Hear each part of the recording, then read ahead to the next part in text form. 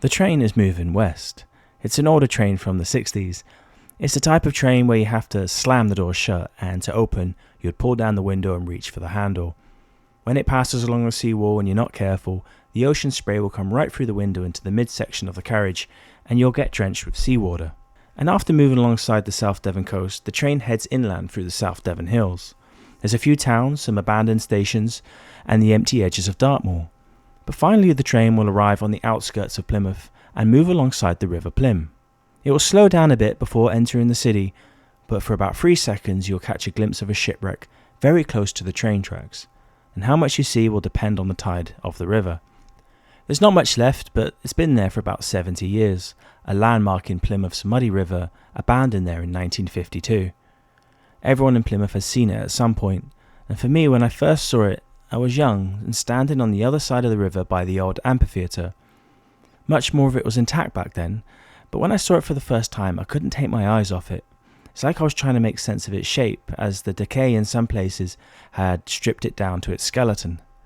And I wanted to get close and climb inside, but I was also kind of afraid of the mud and how the tide would swallow it up. But it would give this surreal feeling of a sort of misplaced tension. For another local, Helen, she would also witness the boat from time to time, as she lived in the area for about 20 years. A reassuring sight, and yet a mystery. Helen would then move away from Plymouth, but only recently she would learn that the wreck was in fact once the property of her grandfather. And I want to try and describe this unique concept called Cora in relation to the wreck and this story. Ultimately it's about absence, but it's also about attention and why we need to preserve every relic of our past, whether it be a beautiful Victorian theatre or even a 1970s rubbish bin.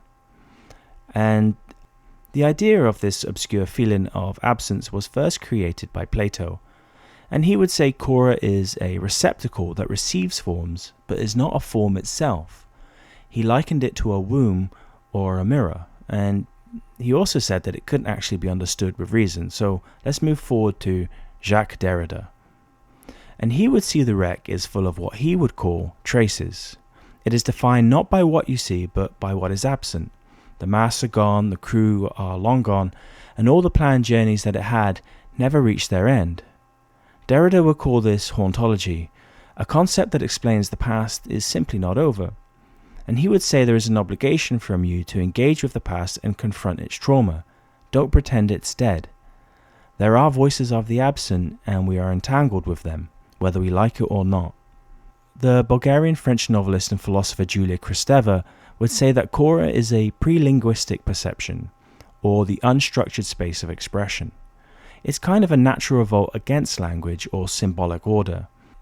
Understand it like the connection between a mother and her newborn.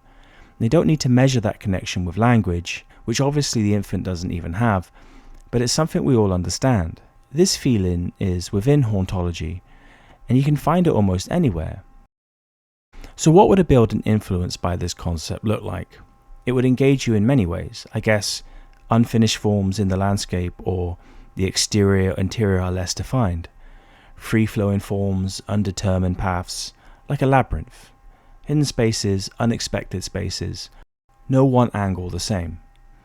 This is my representation of the wreck, and I wanted it to look like the bow was sinking from any angle, and the anxiety of the water close to the edges of the windows, like the water was about to pour inside.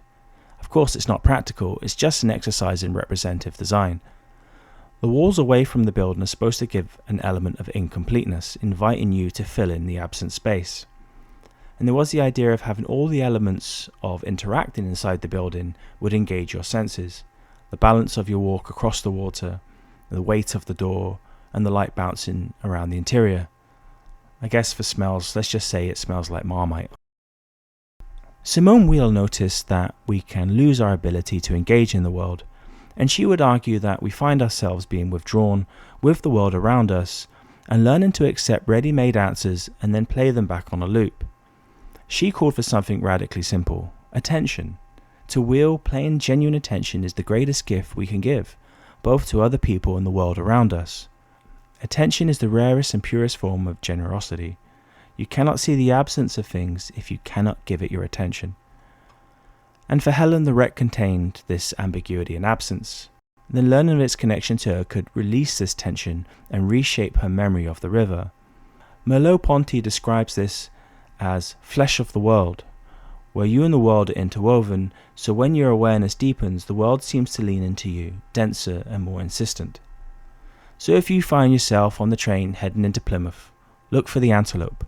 There's not much left of it now, but know that it was actually set on course for once a great adventure to the Adriatic, involving a crew made up of people who needed to escape the pre-packed monotony of the world. And it made the papers back in 1930, but something derailed this project and the boat was brought to its final resting place here instead. I did actually manage to find out what happened, but in the spirit of this video, I think it's best to not say.